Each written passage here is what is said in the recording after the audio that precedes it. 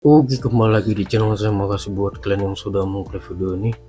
Kali ini ada momen ya, kadar PDIP keciduk oleh tim Prabowo Gibran.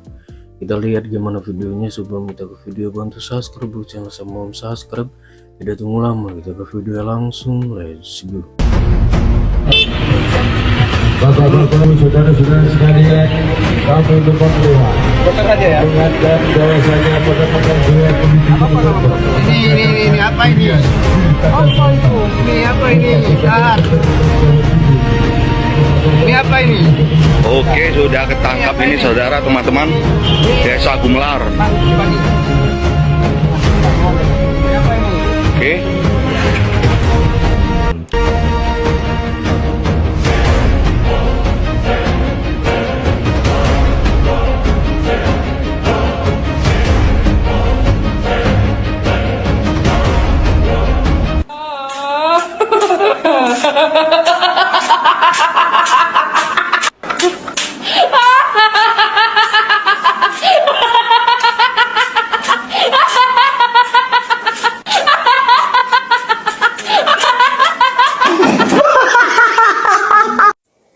Kalau Anda lihat video ini nih, ya. Mosok saya hanya menghadapi ancaman aja takut saya bongkar. Itu yang kita lakukan. Jadi saya nyatakan di sini bahwa Anies Baswedan kriminalisasi itu perintah dari Presiden Jokowi. Mas Hasto. Anda Mas Hasto kalau ngomong 10 kali 11 yang nggak bisa dipercaya. Kami semua masyarakat Indonesia berharap Anda sungguh-sungguh ditangkap. Ya, tidak bisa Anda pungkiri bahwa Anda menyembunyikan orang yang harusnya ditangkap oleh KPK. Itu fakta. Sudahlah Mas Hasto, apa yang Anda katakan itu semuanya tidak benar. Dan Anda terus lakukan ini, ya. Pasti partai Anda makin nyungsep. Karena kredibilitas Anda itu sudah nggak bisa dipercaya. Ya, kita lihat dari sejak cerita Pilpres kemarin, semua yang Anda ngomong itu tidak benar, semua hoax. Bagaimana kami bisa masyarakat bisa percaya? Anda seorang sekjen sebuah partai yang besar, ya. Saya tidak tahu Anda mewakili Megawati. Kalau benar Anda mewakili Megawati, Anda lebih edan lagi, ya. Berarti Megawati dan Anda itu cuma 11-12. Sama aja, Mas Hasto, Mas Hasto. Besok awasi lingkungan kita. Asli gua kaget banget ya lihat Pak Anies sekarang berbaret oren. Pak Anies sekarang jadi komandan kayaknya ya, komandan kawal TPS dari Pramdul. Terus tadi Pak Anies bilang awasi pemberian misalkan dalam bentuk apapun. Ternyata Pramdul sendiri juga udah ngasih sembako buat warga Pak Anies. Gimana lah ini kayak ini Pak Anies, ya kan? Berarti kita harus awasi juga dong Pramdul Pak Anies ya. Jangan standar ganda gitu Pak Anies. Pak Anies ini kan Satgas kawal TPS ya kan. Aduh ya, gimana ya Pak Anies ya, gue sangat kecewa sebenarnya dengan level Pak Anies ini yang mantan capres ya kan. Ya seharusnya Pak Anies bisa lebih dari ini dong. Masa cuman berbaret oren menjadi komandan Satgas kawal TPS-nya Pramdul. Saya pikir ya dengan Pak Anies ngasih dukungan, Pak Anies nanti ada deal-deal politik di 2029 bisa nyapres lewat Partai Banteng gitu Pak Anies ya. Kita tunggu loh Pak Anies ya. Kayaknya Pak Anies seru nih kalau misalkan bisa jadi capresnya Partai Banteng, ya nggak Pak Anies? Seru loh di 2029 ya kan. Jadi Pak Anies saya pesen ya, ternyata Pramdul juga udah ngasih sembako kepada warga nih. Terus gimana nih Pak Anies nih ceritanya, ya kan? Kata Pak Anies nggak boleh terima apapun ya kan. Tapi saya yakin sih masyarakat udah semakin cerdas. Jadi kalaupun diterima sembakonya, tapi belum tentu milih paslonnya gitu ya Pak Anies ya. Ingat, berkaca di Pilpres 2024 Februari, semua paslon juga pasti ngasih, tapi ternyata yang menang tetap Prabowo dan Gibran, ya kan? Salam waras. Ini Pak. Gue juga baru ini loh, gue dengar PDI partai apa? Partai bersih. Nggak pernah bos. Iya kan? Gue enggak. Guanya yang di partai, perasaan gua kapan PDI pakai tagline ini ya gitu. Bagi saya Anies sangat tidak negarawan. Yang pasti bagi saya tidak ada cerita Ahok dengan Anies. Ketika saya kalah, saya langsung kasih Anies penghargaan, ucapan segala macam. Tapi yang tidak bisa saya terima, ketika Anda menang, Anda pidato memecah belah bangsa, bahwa Jakarta udah kembali ke pangkuan pribumi yang dijajah selama ini. Itu sangat memecah belah bangsa.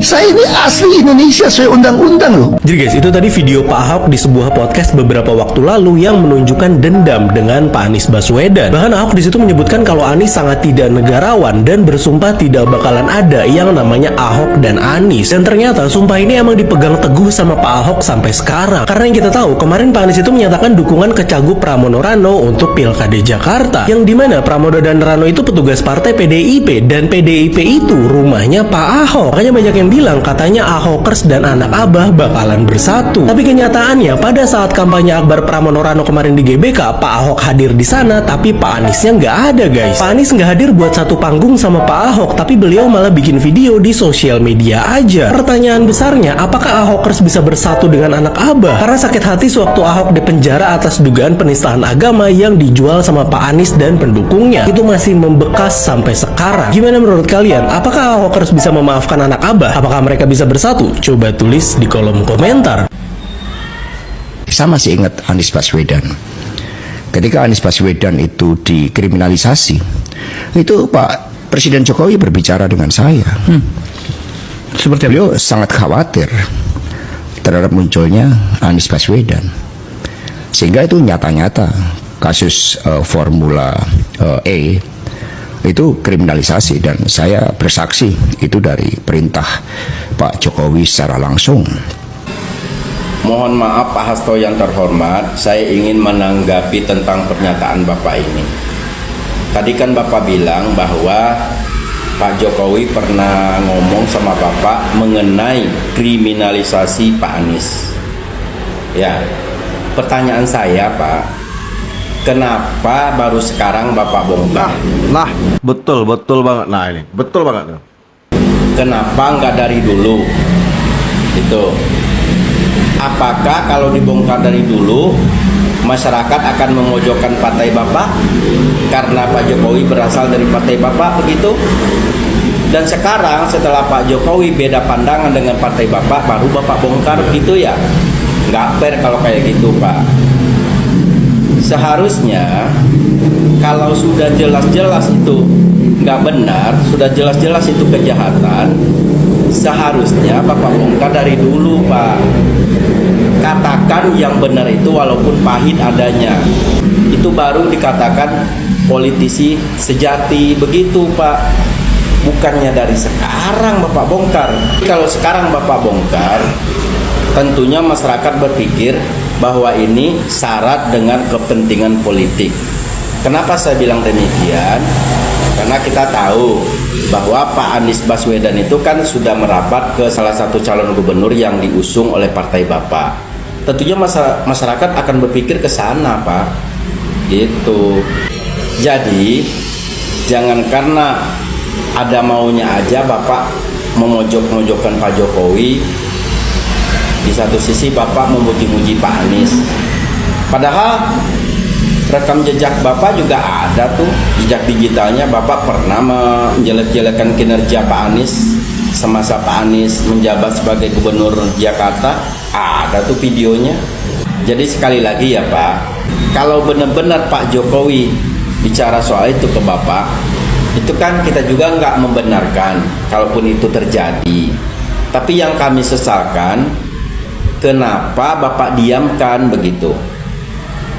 Dan ingat ya Pak, seseorang yang mendiamkan kejahatan padahal dia tahu itu kejahatan, berarti dia adalah bagian dari kejahatan itu sendiri. Paham Pak? Itu aja sih Pak, terima kasih. Anda ini kayak orang geblek, nggak bisa bedakan kepemimpinan kok bilang begitu. Ya. Kalau Anda nggak bisa bedakan ya sudahlah sana, ngapain sih ikut-ikutan di sini?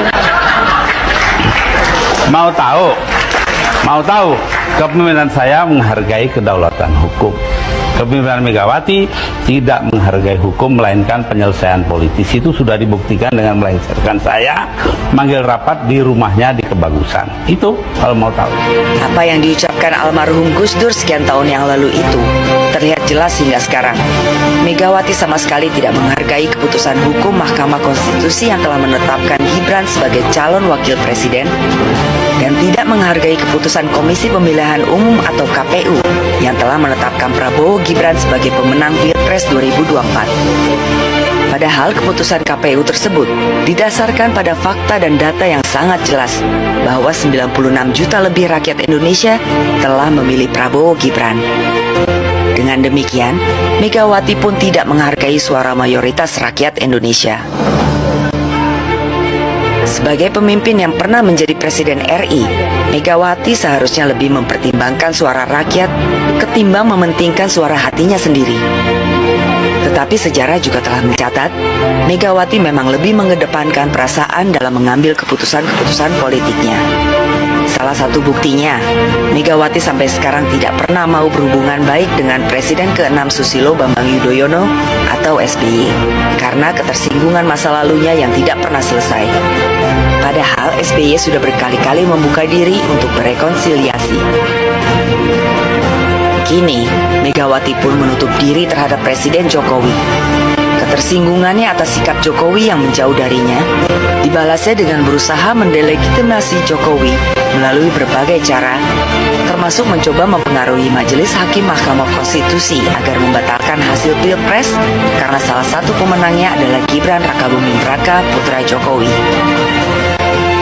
Ada baiknya generasi muda, terutama Gen Z, dengan intens mempelajari sejarah perpolitikan Indonesia secara komprehensif untuk mengetahui siapa pemimpin bangsa yang benar-benar tulus bekerja untuk kepentingan rakyat dan siapa pemimpin bangsa yang lebih mengutamakan kepentingan diri dan kelompoknya. Oke, jadi video menurut kalian bagaimana, dan sampai bertemu di video saya selanjutnya. Buah.